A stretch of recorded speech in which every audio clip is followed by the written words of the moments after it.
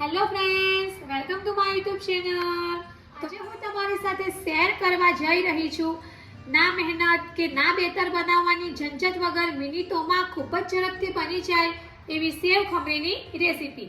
તો ચાલો ફ્રેન્ડ્સ, આપણે શરૂઆત કરીએ ગુજરાતી સેવ ખમણીની રેસીપી બનાવવાની. સેવ ખમણી બનાવવા માટે અત્યારે આપણે જે અડધો બાઉલ ચણાની દાળ લીધી છે એને આપણે એક બાઉલમાં લઈશું અને ચણાની દાળમાં આપણે પાણી એડ કરીશું અને આ રીતે આપણે એને 5 થી 6 કલાક માટે ઢાંકીને સોક કરી રાખીશું.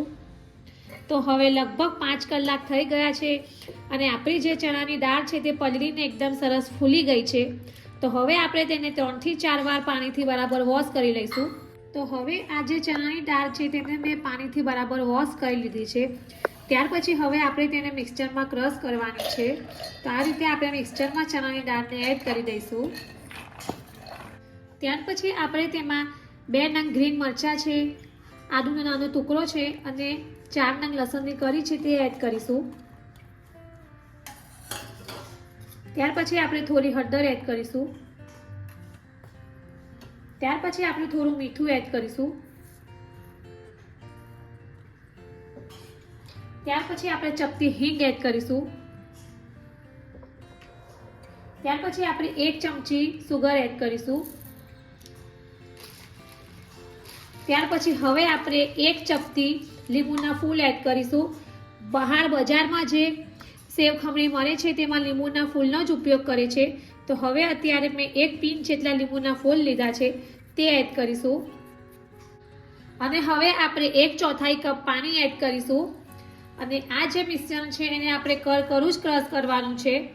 તો હવે આપણે એને મિક્સચરમાં ક્રશ કરી લઈશું. તો આ રીતે આપણે કરું થીક બેટર જ પીસવાનું છે. તો હવે આપણે તેને એક બાઉલમાં બહાર કાઢી લઈશું.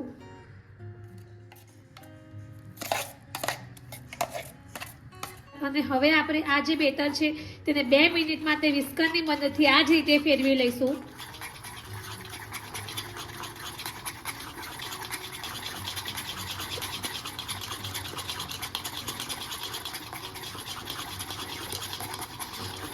તો આ રીતે આપણે 2 મિનિટ માટે વિસ્કરથી જે બેટર છે એને બરાબર મિક્સ કરી લીધું છે. તમે જોઈ શકો છો કે બેટર પહેલા કરતાં થોડું ફૂલી ગયું છે.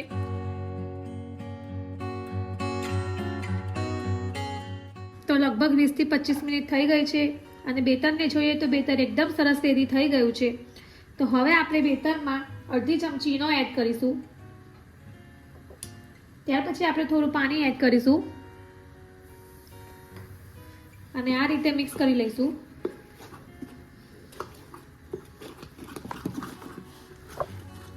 તો બેટરમાં ઈનો એકદમ સરસ મિક્સ થઈ ગયો છે. આ જે રેડી કરેલું બેટર છે એને આપણે સ્ટીમ કરવા મૂકીશું. તો અહીંયા મેં કુકરને પહેલેથી જ ગેસ ઉપર મૂકી દીધું હતું. હવે આપણે ડીશમાં બેટરને પાથરી દઈશું.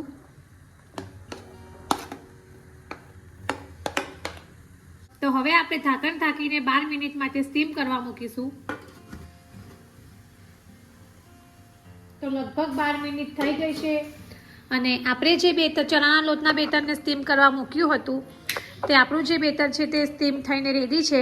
તો હવે આપણે આ સમયે ગેસ ઓફ કરી દઈશું અને આને ઠંડુ પડવા દઈશું. તો હવે આપણે જે આ સ્ટીમ કરવા મૂક્યું હતું તે ઠંડુ થઈ ગયું છે. ત્યાર પછી આપણે આ રીતે ચપ્પુની મદદથી કટ લગાવી દઈશું અને આ રીતે એક ભાગ હાથમાં લઈશું અને હવે આપણે એને ઝીણો ઝીણો ભૂકો કરી દઈશું. આ રીતે હાથની મદદથી જ આપણે ઝીણો ઝીણો ભૂકો કરી દઈશું.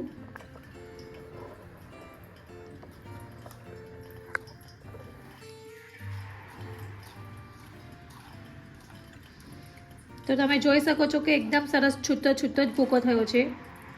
ત્યાર પછી બીજા ભાગમાંથી પણ આપણે આ જ રીતે ભૂકો કરી લઈશું. તો આ રીતે આપણે ઝીણો ભૂકો કરી લીધો છે.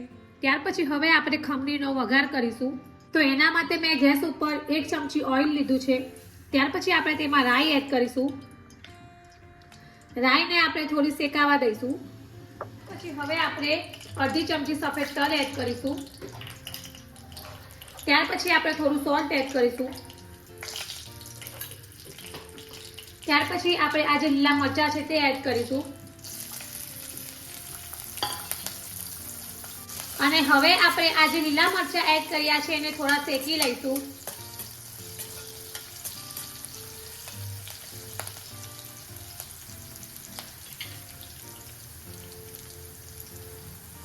ત્યાર પછી હવે આપણે 1/4 કપ પાણી એડ કરીશું. પાણી આપણે વધારે નથી એડ કરવાનું.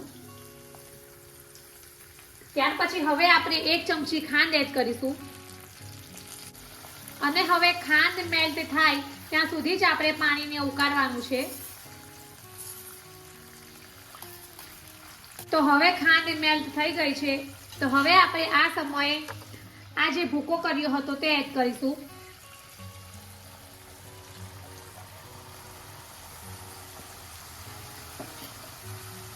અને આ રીતે બરાબર મિક્સ કરી લઈશું.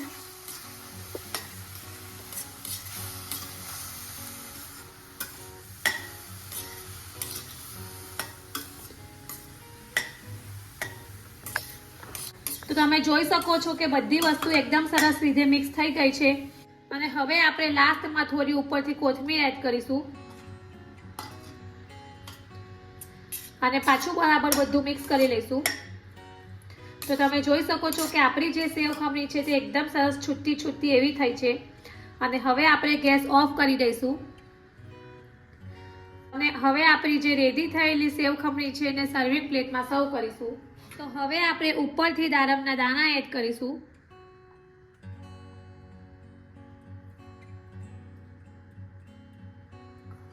ત્યાર પછી આપણે ઉપરથી ઝીણી સેવ એડ કરીશું.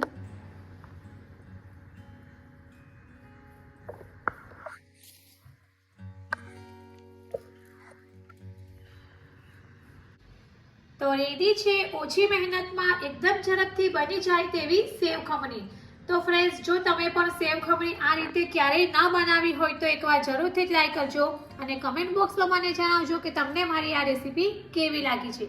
જો તમને મારી આ ઝડપથી બની જાય એવી સેવ ખમણીની રેસીપી પસંદ આવી હોય તો મારી ચેનલને લાઈક અને શેર જરૂરથી કરજો.